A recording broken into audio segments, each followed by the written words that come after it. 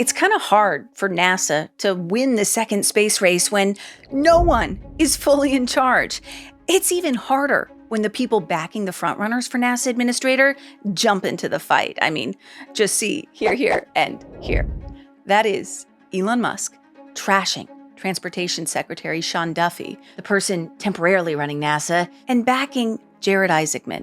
Isaacman flew to space twice with SpaceX, and he was this close to becoming NASA administrator just a few months ago until Trump pulled his nomination at the very last minute, and now he's back in the running. But all of this infighting, it's just a bad look for America, especially with China watching. So I want to know, how is this going to play out? Who's going to become NASA's next boss? And is China really on pace to beat NASA in the second space race? So I invited someone over to my home who knows how these battles play out. A former associate administrator for NASA in the first Trump administration, Mike Gold. This is a great backdrop. Isn't it? Yeah. My bamboo forest. Yeah. Mike Gold, welcome back to my house. It's a pleasure to be back. We need to do this every week. Well, you're back for the second time in almost less than a week because so much has happened. Yet we predicted everything that occurred. I was gonna say, everything that we talked about last week in my house has pretty much happened. So who have you been talking to since I last spoke to you? Pretty much everyone. And it has been an interesting, dynamic time. And I'll say this, as we discussed before, the important thing is we beat China to the moon. I gotta pause the interview really quick because how the US beats China to the moon is exactly what Sean Duffy and Elon Musk are fighting about. The current plan for NASA's moon program, which is called Artemis, is to use SpaceX's Starship as the human landing system, or HLS, for the Artemis 3 mission. And this is the moment that pissed Elon off. SpaceX had the contract for Artemis 3. By the way, I love SpaceX. It's an amazing company. The problem is they're behind. They pushed their timelines out, and we're in a race against China. The president and I want to get to the moon in this president's term. So I'm going to open up the contract. I'm going to let other space companies compete with SpaceX, like Blue Origin. Blue Origin is Jeff Bezos' space company. It was already developing its own lunar lander called the Mark 1 and 2 for future Artemis missions. But Duffy wants to see if Blue can speed that up.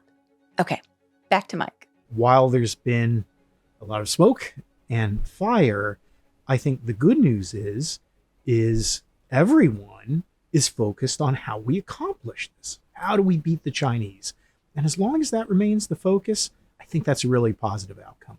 To beat China to the moon, though, you kind of need somebody in charge of the agency that's supposed to do that, right? You need somebody at the head of NASA to do that. Who do you think should be the next administrator of NASA?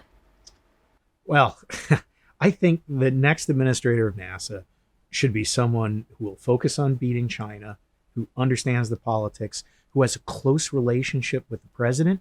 Having come from NASA, I can tell you the job of the NASA administrator is to work with the president, to secure funding for NASA, to work with the Congress and be able to get congressional funding. If the NASA administrator is turning bolts and screws, we're all in trouble. That job is really one of a politician's. And I don't want to take sides on anything, but I do have to say that Sean Duffy has done an incredible job leading with clarity to say that we are going back to the moon, leading with passion, where he talked about, I'll be damned if we let the Chinese go forward. So I think he's done a wonderful job and would certainly disagree with the criticisms. You don't think he's Sean Dummy? I do not think he's Sean Dummy. You have somebody like Elon Musk coming out and saying, this is someone who has no experience with rockets, with spacecrafts, with astronauts. Does that matter? I think experience is always helpful, but I think the experience, again, that is more relevant is, do you have good relationship with the president? Can you explain and defend NASA's priorities, not just to the president, but the Office of Management and Budget, where your dollars come from? And can you work effectively with the Congress? Again, the administrator is not the chief engineer of NASA. It's the person who has to defend the politics. What about the fact that he's already got a job? He's the transportation secretary, and people say he's not going to be able to have enough time to do both. I mean, I do see synergies between the positions. Certainly, as Secretary of Transportation, you have influence over many of the companies that you need to work with. So, Boeing, SpaceX, all of them have needs from transportation.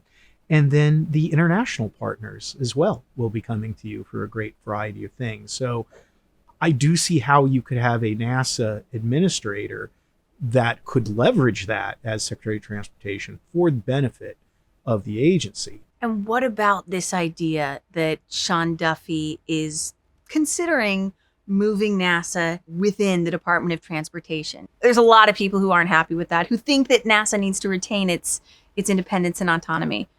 What do you think? There are pros and cons. I think that there are benefits to NASA having cabinet level representation that would be wonderful. On the other hand, you could see a situation where if you had a Secretary of Transportation that wasn't excited about NASA, it could become challenging potentially. So you can go either way. I mean, I would be very comfortable with Sean Duffy in that position. Others in a future administration, I think it could be more concerning.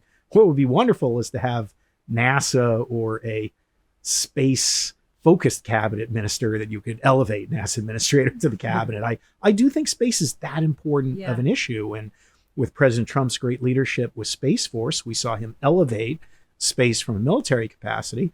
Maybe the president could create a new position moving forward for space. And how about Jared Isaacman? I mean, here's somebody who has flown to space twice, done a spacewalk, maybe doesn't have as much political experience, but he's got business experience. Do you think there's a real chance that President Trump could renominate him? Definitely think there's a real chance that it could occur. I really respect how Jared handled himself during what was obviously a very difficult situation. I think most people would vent their frustration, probably publicly, after having a nomination withdrawn so suddenly, particularly when you had bipartisan support. So that had to be very difficult, particularly for someone who had always dreamed of a position like this. Yet he remained positive, he remained very civil, and the fact that we're talking about him now, I think, demonstrates the reward for someone who was demonstrating that kind of wherewithal. So you got to really like that. Obviously, a strong passion for space.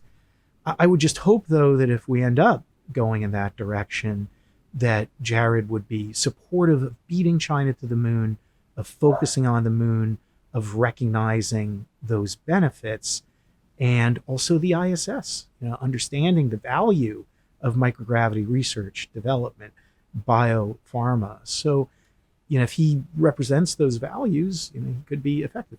The race for NASA administrator, I mean, typically it's at least a little more behind the scenes. And this, are you disagreeing with me? I'm biased.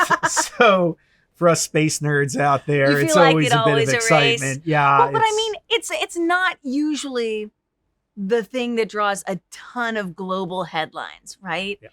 And now, because of what Elon Musk has done and said on X over the last week, it is now big news all over the world. What's China thinking as they're reading these headlines, as they're in the middle of a race to the moon against the United States? Yeah, they are laughing at us in Beijing. And I hate that I have to come on podcasts like yours and testify before Congress and beg for us to focus on the moon and beg for us to create the funding necessary to beat China.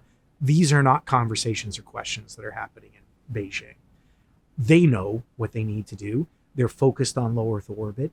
They're trying to have a more robust space station than we will. We talk a lot about the space station gap. China's aiming not only to have a station when we don't, but even if we can get something up, to have a much better facility than we do. And as opposed to America that's vacillated, moon, Mars, asteroid retrieval missions, they have maintained a singular focus on the moon. So I think China laughs at that. But on the other hand, let them laugh. It's democracy. It's a free country. And while it's messy and democracy is terrible, it's the worst system except for all the others. So I'm afraid this is what freedom looks like to an extent. What did you think when you first saw those tweets from Elon? Yeah, I'm not a fan. Yeah, so look, so much of space is about the future, and our children are watching. And to me, maybe I'm just old fashioned. I grew up in Montana, but proceed with a degree of civility and grace. And seeing these attacks, I just think it's hurtful to the US. I think it was actually hurtful to what Elon was trying to accomplish. I think it was hurtful to Jared Isaacman. And as I just said, one of the things that you have to like about Jared and Sean Duffy is I think they're two very civil, professional, good people, and neither of them would act like that. So I hope that the name calling will end, and I find some of the comments disgraceful.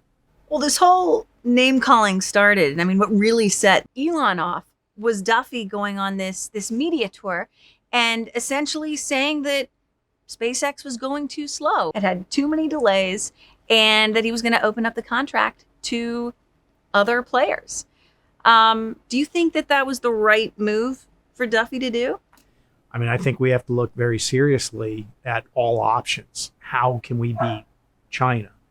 Now, I do think SpaceX, and you have to give them obviously a huge amount of credit, that without SpaceX, we'd be dependent on the Russians right now to get the International Space Station. We might not have an International Space Station if it wasn't for SpaceX. They have delivered miracles in reusability, in affordability, but sticking to schedule, that's always challenging. So I have no doubt, or at least little doubt, that SpaceX will get there, and they'll probably revolutionize everything again with Starship. But can they do it before China? We have to stop fighting each other and focus on fighting China. One of the companies that Duffy name dropped was Blue Origin. He wants Blue Origin to perhaps speed up progress on its Mark 1 or Mark 2 lunar lander, which was the very thing Exactly that you suggested when you were here a few days ago. Do you think he was listening to the podcast when we recorded it before that was announced? I mean, he had to be, right? So do you think that's... Oh my God, that's my daughter. Hi, Clara. What's going on? I thought somebody was like running across the roof. It's a haunted house. Let's talk about Blue Origin. Yeah. They really don't get the credit due. That if you look at the amount of funds that they pump into the space program with a specific focus on the moon. I mean, I've heard figures that Jeff Bezos drops about $1 billion per year on the human landing system that they're producing. I'm just using gross broad strokes here, but they got a contract about $3 billion from the government. I think they put in about $3 billion of their own. I don't care if you are one of the richest people in the world, you still feel $3 billion. And that's so extraordinary. Yeah. And we're so blessed to have two billionaires who are pumping so much of their personal fortunes, time, and effort, one with a focus on the moon and the other with a focus on Mars, which is why I think this makes sense to an extent. And I'm sure there are different things that could be done contractually relative to requirements, even maybe some additional funding to help Blue move more quickly. Now, there are other options out there as well with a number of other companies that have ideas. The challenge is you've got to be affordable and you've got to be fast. And those are two things that I don't know that the aerospace community has done a great job. The legacy contractors, so to speak. Well, yeah. So NASA has now given SpaceX and Blue Origin a deadline of October 29th, just a few days away, to come up with their accelerated proposal for how they can get these lunar landers done in time. What could those proposals entail? Like, what can these companies do to speed this up? So it's not what the companies could do necessarily. It's what NASA could do to cut the red tape. Having worked and still working any number of NASA and ESA contracts, so much of your time and effort is spent meeting requirements, and then the requirements change. And you have to go back to NASA and NASA oversight and back and forth. And if we can reduce that, focus on the actual results, and I'm not saying compromise safety, but there are a lot of things that can be done just in the procurement process that can really unleash the power of the private sector and get us there more quickly. So I expect that a fair portion, if not a majority, of the suggestions that are coming from the companies is not what they would do differently, but what NASA can do differently. Interesting. And I mean, you bring up safety. I mean, when you hear accelerating approaches, accelerating anything in human space flight, I mean, your mind immediately goes to safety and the safety of those astronauts. How do you speed this up while still keeping safety front of mind? Because these are risky, dangerous missions. This is not low Earth orbit. This is the moon. I believe you can do both. As a matter of fact, when you get the government out of the way and you actually freeze requirements, I believe you can get a safer system out of that than when you've got a government that's acting as if it's in a cost plus scenario. And for your viewers and listeners, NASA, we have far too often acted on what are called cost plus contracts, right, where you're paid for what you think it's going to cost. And then if it goes over, well, the government's just paying the tab. Imagine if you ordered a pizza and you said pizza's going to be $20. It arrives and the driver says, well, it was raining and I had a headache and hit a pothole, so that's going to be $2,000. You would never operate like that in the real world. And unfortunately in space, that's the way we've been going. And then what it encourages on the government side is the government will tell you these are the requirements. This is what you have to do. And then on a regular basis, they will change that. And part of the challenge is then that creates a huge amount of cost on the private sector side, back and forth. And that creates safety challenges. When you change requirements all the time, that is a safety threat. So again, I think you can do both, particularly by focusing on freezing requirements, and that allows the company to move more quickly and ultimately create a safer system. What do you think is going to happen? Like, if you had to bet on which company is going to be the first to land humans on the moon, who are you putting your money behind? Oh, as a Red Sox fan, I hate to quote a New York Yankee, but as Yogi Berra said, I hate to make predictions, particularly about the future.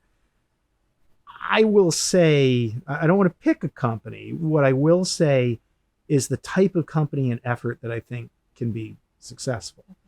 And I think what will be successful is likely some sort of combination of heritage capacity and experience and understanding with a more entrepreneurial, fixed price, frozen requirement approach. Again, a combination. We're all going to have to work together on this, both in terms of launch and lander. And we're talking a lot about the lander.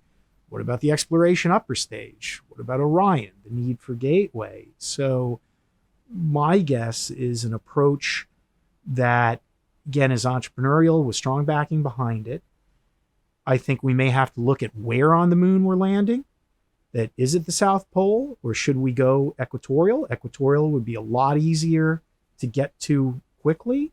And by the way, we're all talking about the South Pole because there's water and there's sunlight and 7-Elevens, what have you. That's all great, but we really know so little about the moon. We could discover in the equatorial areas that maybe that's where all the helium-3 is. There are rare earth elements. There are places there. So I think that equatorial should be on the map. And with Gateway, we've got a system that is maneuverable. It can go different places. It can support different regions. And Gateway is essentially a space station that would be orbiting the moon. Around the moon. It gives us the ultimate high ground. It allows us to extend the amount of time on the surface from 5 to 7 days without Gateway to 60 to 90 days with Gateway. And then you can enable these ideas like resource extraction and utilization. You talk about safety. With Gateway, we have a safe haven for the astronauts. We have a location that spacecraft can loiter, can refuel, and we can keep an eye on what China's doing, as well as getting ahead on solar electric propulsion, which is a vital technology, not only for exploration, but for national security in the future. So I see the successful path being some sort of, I say quick and dirty, you rarely have that in space, but a affordable, rapid approach that would leverage Gateway and perhaps look at an equatorial instead of a South Pole landing. You successfully dodged that prediction. How about this one? The date, timing, because for the first time, Duffy came out and said what pretty much everybody in the space industry has known for a while, that 2027 is not realistic for Artemis 3. But he did say that he thought that the new goal was by the end of President Trump's second term, so January 2029. Is that possible? Yes. Yes, You it do is. think that is Yes, possible? It is. Yes, it is. Again, I'm not saying it's going to be easy or that it won't require a change, but I do believe that we can get there before 2029. We can get there before the Chinese, and it is vital that we try. If nothing else, we have to have that as our target and make the effort. If we fail, let's go down swinging. It's good to hear that you think 2029 is possible. And if I'm President Trump, I mean, he wants that, right? Yeah. And President Trump has done so much for space policy. If you look at that first term, we got Space Force, we got Artemis, we got Gateway, we got the Artemis Accords. All of those seeds that he planted in the first term are now starting to germinate. So I would imagine that he would want to see his programs and initiatives from that first term come to fruition now. And he's right to demand it. 2 more predictions for you. When do you think we're going to know who the next NASA administrator is? Do you have any insights that you can share with us in terms of timing? Like, is it imminent? Is it days away, weeks away? What do you think? Yeah, I mean, I think it could happen tomorrow or it could happen months from now. It's so dynamic. I think anyone who tells you they know anything really know nothing. I would say this, that I think it's either going to happen very quickly or we're going to be months away. And maybe a pacing action to look at is Artemis 2. That I don't think if we have a new NASA administrator in a day or two or week, that then I don't think we would necessarily see a change leading up to Artemis 2, and maybe you see something after that. So that's perhaps an event or a pacing item that might, so I think it's going to happen quickly, or that will at least be in a number of months. All right, my final prediction for you. You were a witness at this hearing a few weeks ago in which your former boss, former NASA administrator Jim Bridenstine, said that he thinks that it's highly unlikely that the United States is going to beat China back to the moon. Do you agree with him? I mean, I would never disagree with my boss, Jim Bridenstine. He's not your boss anymore? Oh, believe me, he's still, still my boss. You never escape from NASA, your bosses. I certainly don't want to speak for Jim, but let me perhaps tweak a little bit what you said his statement was at the hearing. I think Jim was trying to say that if we stay the current course, that we won't beat China. And again, you have to give Jim a lot of credit for having the courage to take the bullet on that, speak the truth, and to say that we are in grave danger of losing to the Chinese. Is he taking heat for that? Oh, yeah.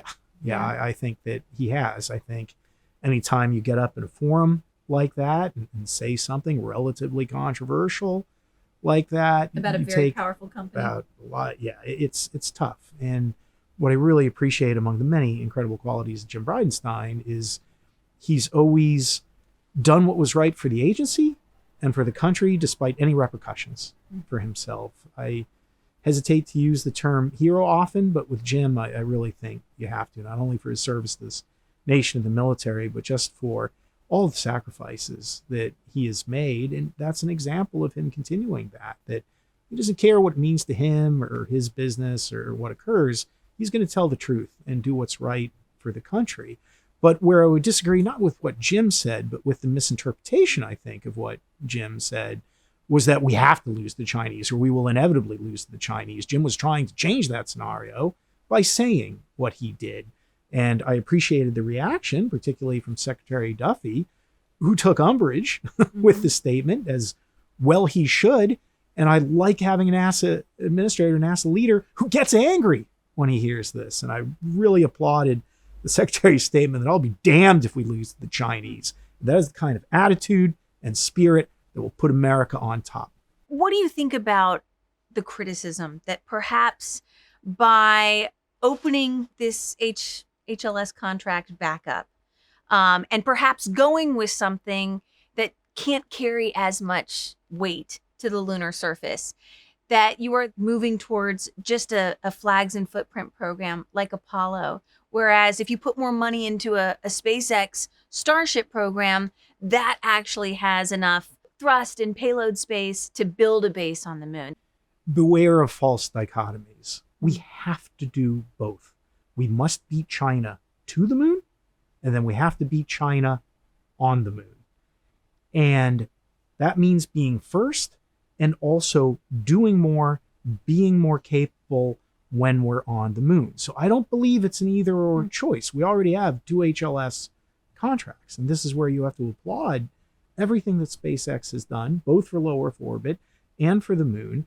And I'm very excited about Starship, and I think we'll get there. Now, again, whether we get there in time to beat the Chinese is a question that we all need to look at, whether we're SpaceX or any other company, but we also need that sustainability. But I would say it's broader than HLS. Gateway was designed to be your key piece of infrastructure to enable robust surface operations, to enable resource extraction and utilization, to pull together this unprecedented global partnership. And over 60% of the costs are being borne by the international partners. So I would argue if we're looking at sustainability and robust activities on the moon and around the moon, it's broader than just HLS. And that's why I'm a supporter of Gateway. And, hindsight is 2020, but it would almost have made sense to have a more simple human landing system in place for Artemis 3 and then use Starship for, maybe 5, 6, and 7. I know, it's too late for that now. Is it? I think that's the conversation we're having now. We wouldn't have been perhaps having this conversation had that been put in place originally so many years ago. Well, we wouldn't have been having this conversation at all, where we would be having this conversation with Americans on the moon if we had just stuck with Constellation, for example. Or if we had just continued the Apollo program. Absolutely. Let's go back half a century. Which gets back to our initial conversation. Yeah. This is not about technology. I mean, you can have good ideas, bad ideas, but if you have any degree of political sustainability, you can win. And more than any technology, more than any engineering aspect, is that lack of political sustainability that has been hampering America. Mike, I still think that so many people are going to be watching this and thinking, how is it possible that the United States landed on the moon half a century ago, and yet we're still hemming and hawing over the basic architecture of it while we're in a very tight race in a second space race? I mean, that understandably is a difficult concept for a lot of people to grasp. Well, if you look at history, though, we are absolutely repeating ourselves. That during the Apollo, we were in a race with the Soviets, and we're absolutely hemming and hawing about all sorts of different parts of the architecture. So if you look at your space history, this is nothing new, which is why I just encourage people to be less jaded, less cynical. Yes, the process is ugly. Yes, it's distracting and horrible, but this is the process that we have. There's nothing more American than a good fight, and I believe that we will be successful in the end. The other thing you hear people say a lot is, why does this matter? We've been to the moon. We were on the moon. The country that controls the moon will eventually control the Earth. It's inevitable. And the geopolitical implications of coming second to China will resonate and echo through strategic national security alliances, trade deals, technology development, STEM development. A country that falls behind in that way will have a lot of trouble recovering and will lose ground on numerous terrestrial, geopolitical, technological, economic, and national security exercises. It is not an optics issue coming in second. It has real and dramatic repercussions. But again, you have to do both. You have to beat China to the moon. You have to beat them on the moon. So the competition continues. It's not enough just to win, to be first, but then you have to be first in utilization. We have to be first in understanding resource extraction and utilization. We have to be first in developing critical technologies like solar electric propulsion. We have to be first in leveraging the moon relative to national security, relative to situational domain awareness. And we have to leverage the moon as a jumping off point to get to Mars. The old statement that if God had wanted us to go to Mars, he would have given us a moon to practice on. And again, the Gateway is a great example of a spacecraft that is being built, designed, and operated to support surface operations. We've had so little experience in deep space, and with this kind of activity, you talk about safety. If we want to be safe if we want to be successful on Mars, we need to have a robust program on the moon. So I support the moon, not because I'm against Mars, I want to delay Mars, but because I want us to be safe and successful on that Martian mission. Mike, thank you so much for coming back over. I'm going to go quickly, edit this thing now before the whole news cycle changes Before the NASA again. administrators announce right, tomorrow. Exactly. I'm like, you just said it's imminent. So I'm like, I got to go. I mean, I got honestly, to go cut this thing. it could happen tomorrow. I mean, when we all Don't heard that say Jared that. was I going to be need 24 renominated. hours to edit this I know, at least. I know. I'm sorry. Let me say, I don't think it'll happen tomorrow, but it could happen Monday.